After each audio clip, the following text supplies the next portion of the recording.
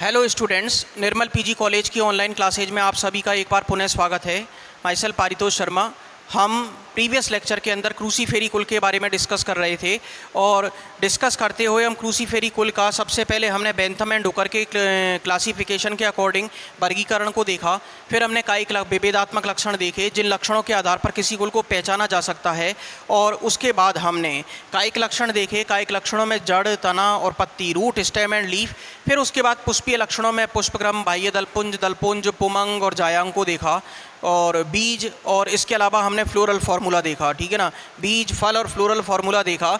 और इतना देखने के बाद अब हम आज अपने लेक्चर के अंदर सबसे पहले जो हमारा पॉइंट होगा वो होगा पुष्प चित्र या फ्लोरल डायग्राम। इसको हम शॉर्ट में और क्या कह देते हैं, फ्लोरल डायग्राम, या इसको हम शॉर्ट में कह देते हैं FD, फ्लोरल डायग्राम। ठीक है ना। तो फ्लोरल डायग्राम के अंतर्गत हम इसमें एक रिप्रेजेंटेटिव मेंबर ले रहे थे हमारे फैमिली का, और उस रिप्रेजेंटेटिव मेंबर का हमने ये देखा था कि सबसे पहले हम क्या बनाएंगे।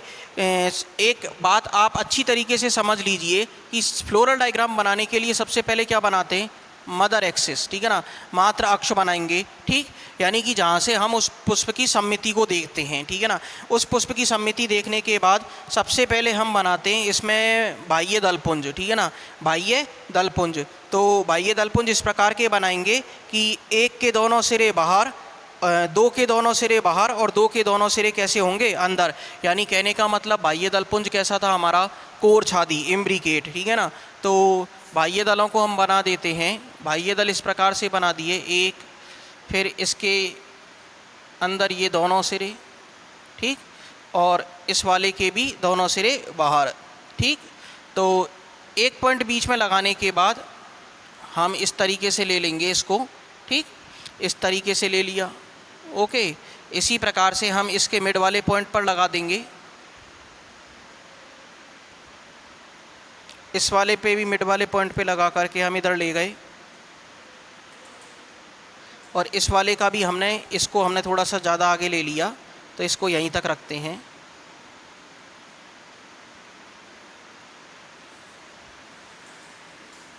ये बाह्य दलपुंज बन गए। ठीक, अब बाह्य दलपुंज के बाद हम क्या बनाएंगे, दल बनाएंगे। दल हमने किस प्रकार के लिखे इसमें, कोर स्पर्शी। ठीक है ना, यानी जिनके सिरे आपस में बिल्कुल कैसे होते हैं, आपस में एक दूसरे के सम्मुख होते हैं। ठीक है ना, तो 4 हम इसमें दल बना देंगे।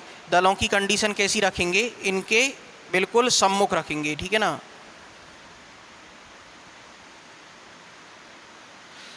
अब दलों को हम क्या करेंगे, गोल बना देंगे। ठीक है ना, इस प्रकार से हम गोलाई देंगे गोल दलों को।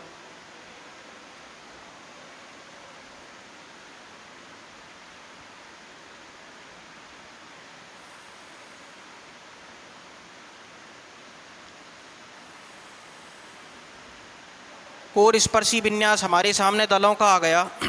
अब दलों के कोर स्पर्शी विन्यास होने के बाद अब हमारे पास में क्या आएगा, अब हम इसमें ओवरी की कंडीशन बनाएंगे। तो ओवरी हम किस टाइप की बनाएंगे, ओवरी ले लेंगे हम बीचों बीच में। ठीक, और ओवरी द्विअंडपी होगी, युक्तांडपी होगी। ठीक है ना, जिसके अंतर्गत आभासी पट बनेगा एक रेफ्लम, और आभासी पट रेफ्लम होने की वजह से, आभासी पट रेफ्लम होने की वजह से हमको ये कैसी दिखाई देती है, द्विकोष्ठी दिखाई देती है। ठीक है ना, द्विकोष्ठी दिखाई देगी।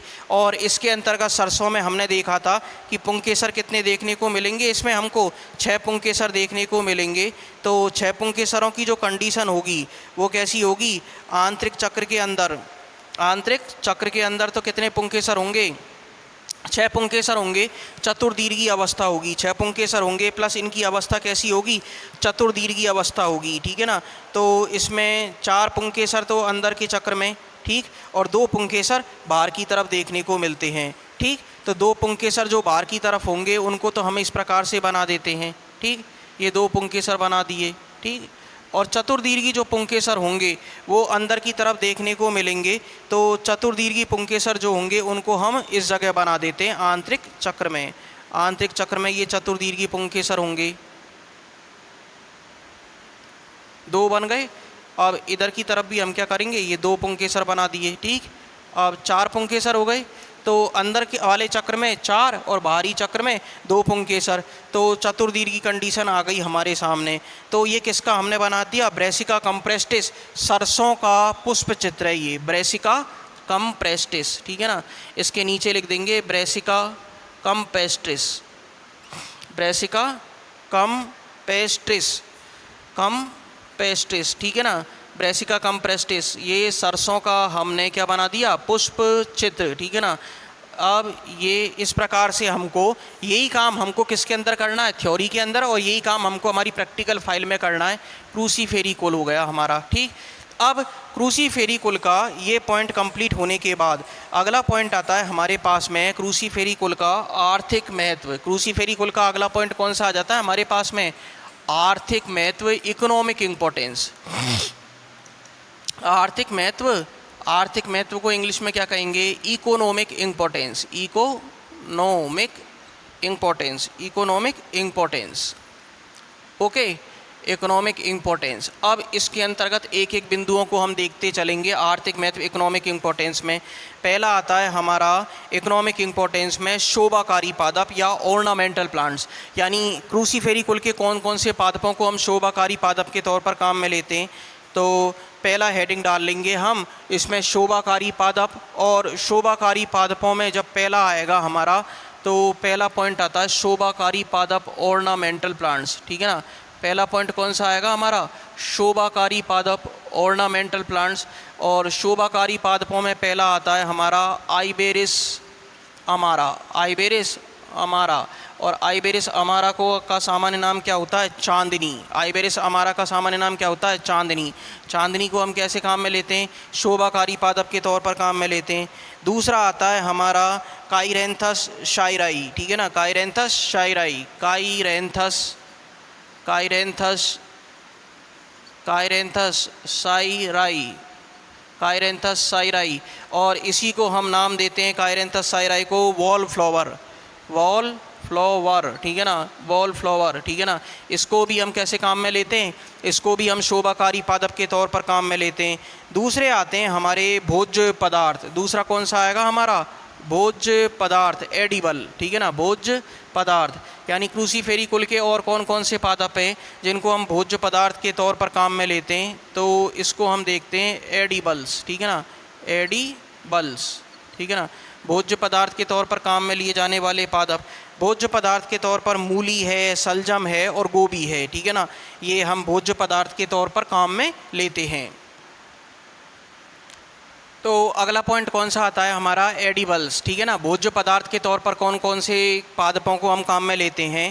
पहला आता है रेफेनस सटाइवस, पहला आता है इसमें रेफेनस, रेफेनस सटाइवस, ठीक है ना, रेफेनस सटाइवस, ठीक है ना, रेफेनस सटाइवस, ठीक है ना। इसमें देखो इकोनॉमिक इम्पोर्टेंस जब हम पढ़ेंगे तो एक तो बॉटनिकल नेम, बॉटनिकल नेम के अलावा उसका सामान्य नाम, और सामान्य नाम, बॉटनिकल नेम, सामान्य नाम, और पादप के किस भाग को काम में लिया जा रहा है। यदि इस प्रकार का कोई पादप आएगा किसी भी फैमिली में कि जिसका हमको भाग ही नहीं पता कि एडिबल पार्ट कौन सा है, ठीक है ना, या मेडिसिनल पार्ट के तौर पर हम किसको काम में ले रहे हैं, तो वो भी हम आपको वो भी मैं आपको बताता हुआ चलूँगा। तो रेफेनस सटाइवस, सामान्य नाम क्या होता है इसका, मूली, ठीक है ना, रेफेनस सटाइवस का सामान्य नाम क्या होता है, मूली। दूसरा आता है ब्रेसिका रापा, ब्रेसिका रापा सलजम, ब्रेसिका रापा सलजम, ठीक है ना, ब्रेसिका रापा सलजम, ठीक है ना। अब ब्रेसिका रापा सलजम, फिर इसके बाद मूली सलजम, एक आता है ब्रेसिका ओलेरेशिया गोभी, ठीक है ना, गोभी सामान्य नाम ब्रेसिका ओलेरेशिया बॉटनिकल नेम होगा। वैराइटीज़ हम नहीं लिखेंगे, जैसे कैपिटाटा है, कॉल्यूरापा है, नॉल है, नॉल है, तो उनको नहीं लिखेंगे हम, क्योंकि गोभी एक तीनों गोभियों की बात कर रहे हैं। ब्रेसिका ओलेरेशिया गोभी, ब्रेसिका ओलेरेशिया गोभी, ब्रेसिका ओलेरेशिया गोभी, ठीक है ना, ओलेरेशिया, इसको हम सब्जी बना करके काम में लेते हैं, ब्रेसिका ओलेरेशिया गोभी, ठीक है ना, ब्रेसिका ओलेरेशिया गोभी, ओके, ठीक। अब हम बात करते हैं भैया खाद्य तेल, ठीक है ना, जो क्रूसीफेरी का जो सबसे ज़्यादा इम्पोर्टेंट है, जिसको हमने एज ए रिप्रेजेंटेटिव मेंबर के तौर पर भी काम में लिया, तो इसमें रिप्रेजेंटेटिव मेंबर के तौर पर जिसको हमने लिया था वो आता है इसके अंदर। अगला पॉइंट आएगा हमारा इकोनॉमिक इम्पोर्टेंस में ही। 2 पॉइंट तो हमारे हो गए, एक तो शोभाकारी पादप ऑर्नामेंटल प्लांट्स, शोभाकारी पादप ऑर्नामेंटल प्लांट्स, और एक हो गया हमारा भोज्य पदार्थ एडिबल्स। अब आता है एक हमारे पास में तीसरा पॉइंट खाद्य तेल, ठीक है ना। तीसरा पॉइंट कौन सा आता है हमारे पास में, खाद्य तेल या एडिबल ऑयल, ठीक है ना, एडिबल ऑयल, ठीक है ना, एडिबल ऑयल, ऑयल लिख देते हैं, ठीक है ना, एडिबल ऑयल खाद्य तेल। तो इसमें एक आता है खाद्य तेलों में ब्रेसिका की कई जातियों से सरसों का तेल प्राप्त होता है, ठीक है ना। ब्रेसिका कंप्रेस्टिस की कई जातियों से सरसों का, ब्रेसिका की कई जातियों से, ब्रेसिका की कई जातियों से। तो देखो जातियां, जब बहुत सारी जातियों की हम बात करते हैं तो इसको हम शॉर्ट में कैसे लिख देते हैं, SPS, स्पेसीज। ब्रेसिका की कई जातियों से सरसों का तेल प्राप्त होता है। किसका तेल प्राप्त होता है हमको, सरसों का तेल प्राप्त होता है, ठीक है ना। जैसे अब हम बात करते हैं वो कौन कौन सी जाति हैं। ब्रेसिका कंप्रेस्टिस, ब्रेसिका कंप्रेस्टिस पीली सरसों, ब्रेसिका कंप्रेस्टिस पीली सरसों, ब्रेसिका कंप्रेस्टिस, ठीक है ना, पीली सरसों। ब्रेसिका कंप्रेस्टिस कौन सी होती है भैया, पीली सरसों। दूसरी आती है हमारे पास में ब्रेसिका नाइग्रा काली राई, ठीक है ना, ब्रेसिका नाइग्रा काली राई, ब्रेसिका नाइग्रा काली राई,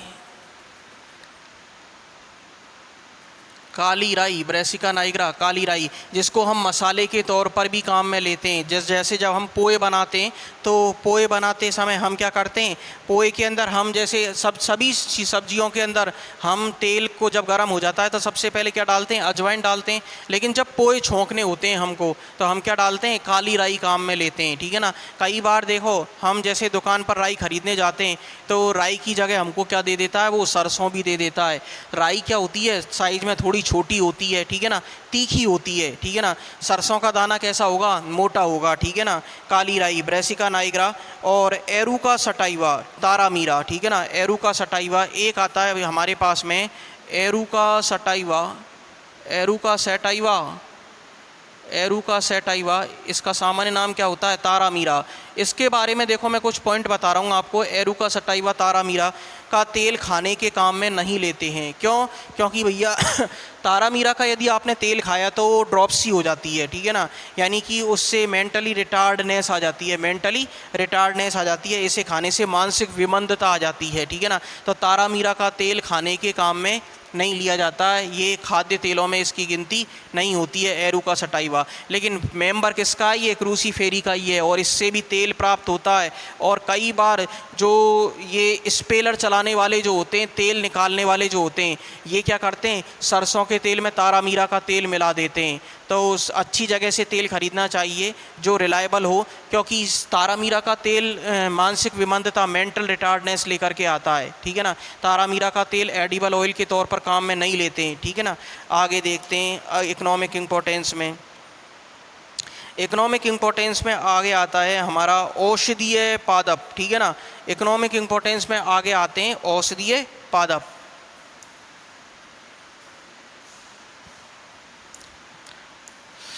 आगे आएगा हमारा इकोनॉमिक इम्पोर्टेंस में औषधीय पादप। देखते हैं क्रूसीफेरी कुल के कौन कौन से पादपों को हम इकोनॉमिक इम्पोर्टेंस के तौर पर और काम में ले सकते हैं। तो औषधीय पादपों में एक आता है हमारा सिसिम्ब्रियम ऑफिसिनेल।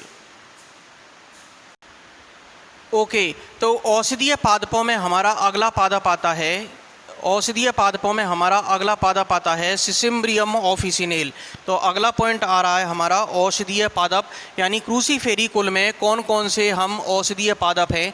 तो इसके अंतर्गत औषधीय पादप जो आएंगे हमारे मेडिसिनल प्लांट्स, उन मेडिसिनल प्लांट्स की हम बात करते हैं। पहला आता है हमारा सिसिम्ब्रियम ऑफिसिनेल, सिसिम्ब्रियम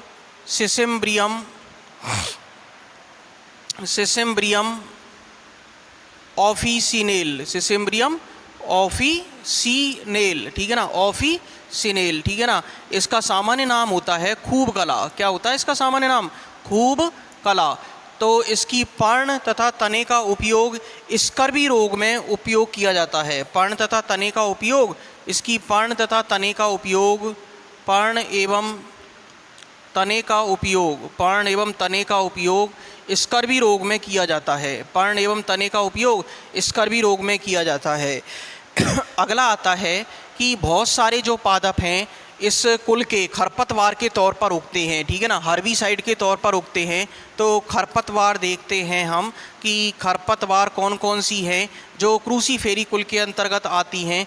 एक आती है हमारी कैप्सेला बर्सा पेस्टोरिस, जिसको हम एक नाम और देते हैं, बहुत ज़्यादा फेमस नाम है, अक्सर एग्जाम्स के अंतर्गत ये पूछा जाता रहता है, सेफर्ड पर्स या गडरिए का बटुआ, ठीक है ना, गडरिए का बटुआ। जिस प्रकार एक पोटली होती है तो पोटली टाइप का ये दिखाई देता है, कैप्सेला बर्सा पेस्टोरिस। पहला आता है इसमें कैप्सेला वर्सा पेस्टोरिस, कैप्सेला वर्सा पेस्टोरिस, ठीक है ना, कैप्सेला वर्सा पेस्टोरिस, ठीक है ना। इसको हम एक नाम और देते हैं, इसका सामान्य नाम शेफर्ड पर्स गडरिए का बटुआ। दूसरा खरपतवार आती है कोरोनोपस डाइडीमस, कोरोनोपस डाइडीमस, ठीक है ना, कोरोनोपस डाइडीमस।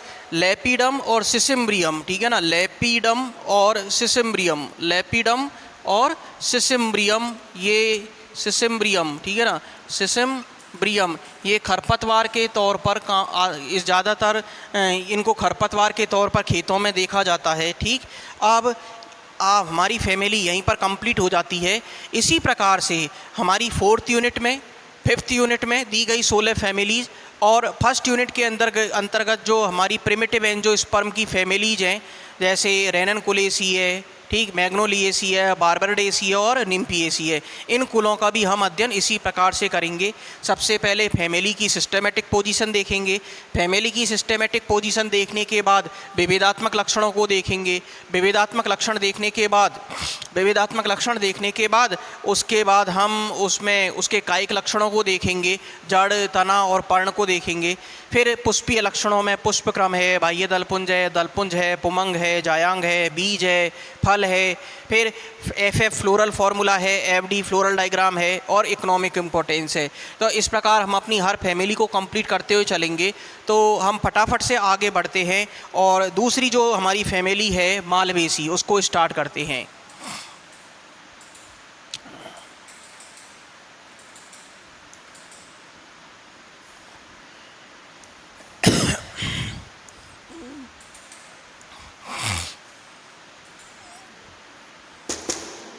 दूसरी फैमिली आती है हमारी मालवेसी फैमिली, मालवेसी है ना, कुल, मालवेसी कुल है ना।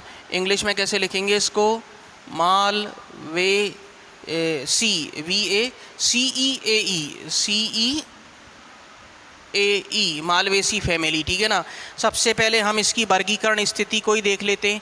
तो सबसे पहले हम वर्गीकरण देखते हैं कि इसमें वर्गीकरण के अंतर्गत कैसे इसकी सिस्टेमेटिक पोजीशन होगी। तो वर्गीकरण के अंतर्गत वही देखेंगे हम। सबसे पहले डिवीज़न लिखेंगे एंजियोस्पर्मी, ठीक है ना। सबसे पहले डिवीज़न कौन सा आएगा हमारे पास में, इसमें डिवीज़न आएगा सबसे पहले एंजियोस्पर्मी। अब हम हिंदी में लिखेंगे, ठीक है ना, डिवीज़न एंजियोस्पर्मी, डिवीज़न एंजियोस्पर्मी, ठीक है ना, डिवीज़न एंजियोस्पर्मी, ठीक, डिवीज़न एंजियोस्पर्मी, ठीक। प्रभाग कौन सा हो गया, एंजियोस्पर्म पुष्पी पादपों का। क्लास डाइकोटिलिडोनी, क्लास कौन सी हो जाएगी हमारी, द्विबीजपत्री, क्लास कौन सी हो जाएगी, देखो डाइकोटिलिडोनी, ठीक है ना। इसको डाइकोटिलिडोनी, आपको यदि इंग्लिश में लिखाऊं नहीं आता है तो आप इस प्रकार भी लिख सकते हो, लेकिन जो वर्जन जिस प्रकार से हम बोलते हैं वो एज इट इज़ हिंदी में हमको यहाँ पर लिखना होगा, ठीक है ना। उसमें गड़बड़ी नहीं होनी चाहिए, अशुद्धि नहीं होनी चाहिए उसमें किसी भी प्रकार की। सब क्लास कौन सी होगी हमारी, इसको यदि आप चाहो, यदि जैसे आप हिंदी में यदि दोनों तरफ ही इंग्लिश में लिखना चाहो तो आप दोनों तरफ भी इंग्लिश में लिख सकते हो। जैसे एंजियोस्पर्मी, एंजियोस्पर्मी, MEAE, ठीक है ना, स्पर्मी, डाइकोटिलिडोनी, डाइकोटिलिडोनी, लीडोनी NAE, ठीक है ना। सब क्लास कौन सी आएगी इसमें, क्लास के बाद सब क्लास आएगी कौन सी, पॉलीपेटेली। सब क्लास कौन सी आ जाएगी, पॉलीपेटेली, ठीक है ना। सब क्लास आ जाएगी इसमें हमारी कौन सी, पॉलीपेटेली पृथक दली, पीटेली TALAE। पॉली का मतलब पृथक, पेटल्स PETALAE, पॉलीपेटेली, ठीक है ना। सीरीज कौन सी आ जाएगी हमारी, थैलेमी फ्लोरी। सीरीज कौन सी आ जाएगी इसमें सीरीज थैलेमी फ्लोरी, थैलेमी फ्लोरी, ठीक है ना। सीरीज कौन सी आ गई, थैलेमी फ्लोरी, ठीक है ना। ऑर्डर मालवेल्स और फैमिली मालवेसी, ठीक है ना। ऑर्डर के बारे में मैंने आपको बता ही रखा है कि ऑर्डर में हर हमेशा सफिक्स कौन सा लगेगा, एल्स। एल्स आते ही आपको समझ जाना है कि ये ऑर्डर है। लेकिन यदि आप हिंदी वर्जन लिख रहे हो, जैसे हम इंग्लिश में तो ऑर्डर में क्या लिखेंगे, मालवेल्स, ठीक। लेकिन हिंदी में यदि लिखोगे तो मालवेलीज लिखोगे आप, इसको क्या लिखोगे, मालवेलीज, ठीक। ऑर्डर, ऑर्डर के बाद फैमिली लिख देते हैं, मालवेसी। फैमिली कौन सी आ जाएगी हमारी, मालवेसी, मालवेसी, ओके। अब हम बात करते हैं भैया इसके विभेदात्मक लक्षण, ठीक है ना। मालवेसी कुल के जो विभेदात्मक लक्षण होंगे, यानी कहने का मतलब डिस्टिंग्विश कैरेक्टर्स, विभेदात्मक लक्षण कौन कौन से होंगे, ठीक है ना। जैसे क्रूसीफेरी कुल के विभेदात्मक लक्षण देखे थे हमने, क्रूसीफेरी कुल के विभेदात्मक लक्षण भी देखे थे कि क्रूसीफॉर्म दलपुंज विन्यास होगा, ठीक है ना। इसके अलावा रेफ्लम नामक आवासीय पट पाया जाएगा, चतुर्दीर्घी पुंकेसर होंगे, ठीक है ना। पुष्पीय भागों में सल्फर युक्त ग्रंथियां होंगी, ठीक है ना। इसके अलावा ज़्यादातर हमको चतुर्थी अवस्था मिलेगी जो क्रॉस रूपी होगी, ठीक है ना। तो इस प्रकार से जिन विभेदात्मक लक्षणों के आधार पर हम किसी फैमिली को आइडेंटिफाई करते हैं, वो लक्षण क्या कहलाते हैं, विभेदात्मक लक्षण कहलाते हैं। विभेदन का, विभेदात्मक मतलब जो विभेदन करते हों दूसरे कुलों से। तो विभेदात्मक लक्षणों में अधिकतर छुप या शाक के रूप में पाए जाते हैं, ठीक है ना। पादप अधिकतर कैसे मिलेंगे, पादपों की जो नेचर होगी वो अधिकतर छुप या शाक के तौर पर मिलते हैं, छुप या शाक के तौर पर मिलेंगे, ठीक।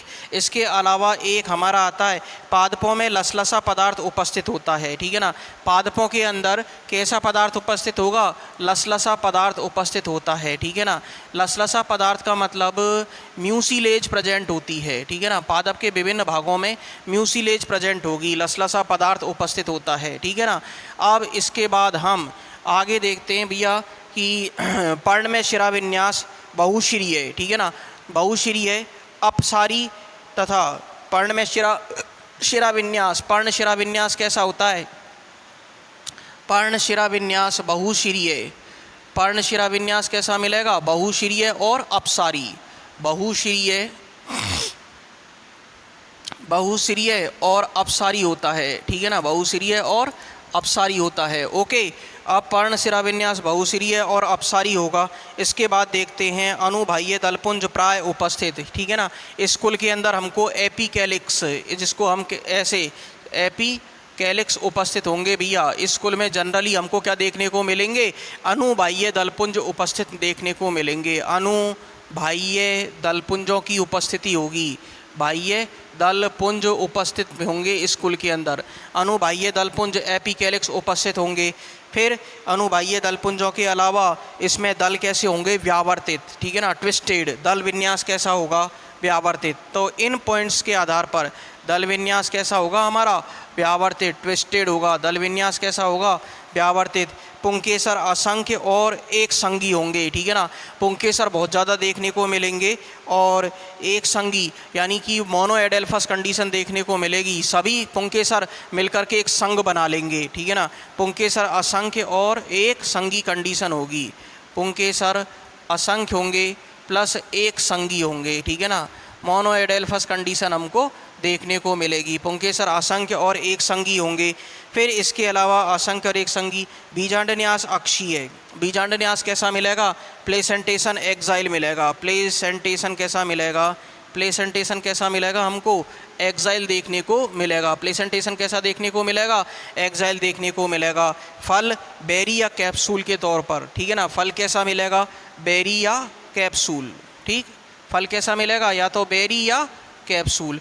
अब कई बार क्या होता है कि जब हमारी कॉम्पिटिटिव एग्ज़ाम्स होती है, ऑब्जेक्टिव टाइप की होती हैं आजकल ज़्यादातर एग्ज़ाम्स, तो उनमें जो क्वेश्चन बनाए जाते हैं वो क्वेश्चन किस प्रकार के देखने को मिलते हैं कि जैसे क्वेश्चन बना दिया कि पादप के सभी भागों में लसलसा पदार्थ उपस्थित, ठीक, पर्ण शिराविन्यास बहुशिरीय और अपसारी, अनुबाह्य दलपुंज उपस्थित एपिकैलिक्स, दल व्यावर्तित, पुंकेसर पुंकेसर असंख्य और मोनोएडेल्फस कंडीशन, फल बेरिया कैप्सूल टाइप का और प्लेसेंटेशन एक्साइल, ये विशेषताएं निम्न में से किस कुल की हैं। तो फिर हमको तुरंत आंसर, जैसे 4 ऑप्शन दे दिए, तो 4 ऑप्शन देने के बाद हमको बताना होता है कि ये किस कुल की विशेषताएं मालवेसी कुल की विशेषताएं, ठीक है ना, मालवेसी कुल की विशेषताएं होंगी, ठीक है ना। तो इस प्रकार मालवेसी कुल के बारे में ये विशेषताएं देखने को मिलेंगी हमको कि जो पादप होंगे वो ज़्यादातर शाक या छुप के तौर पर देखने को मिलेंगे। पादप के अधिकांश हिस्सों में हमको चिपचिपा पदार्थ यानी म्यूसिलेज देखने को मिलेगा। पर्ण शिराविन्यास बहुशिरीय और अपसारी होगा, ठीक। इसके अलावा एपिकैलिक्स अनुबाह्य दलपुंज जनरली स्कूल के अंदर देखने को मिलेंगे। दल व्यावर्तित होंगे, पुंकेसर असंख्य और एक संगी होंगे और प्लेसेंटेशन एक्साइल होगा और फल बेरी या कैप्सूल के तौर पर पाया जाएगा। ओके, तो इसके बाद हम कायिक लक्षण, पुष्पीय लक्षण और पुष्पीय लक्षणों के बाद में इकोनॉमिक इम्पोर्टेंस इस फैमिली का देखेंगे। आज के लेक्चर को यहीं पर ड्रॉप कर रहे हैं और आगे के लेक्चर में मालवेसी कुल को कंटिन्यू में रखेंगे। धन्यवाद।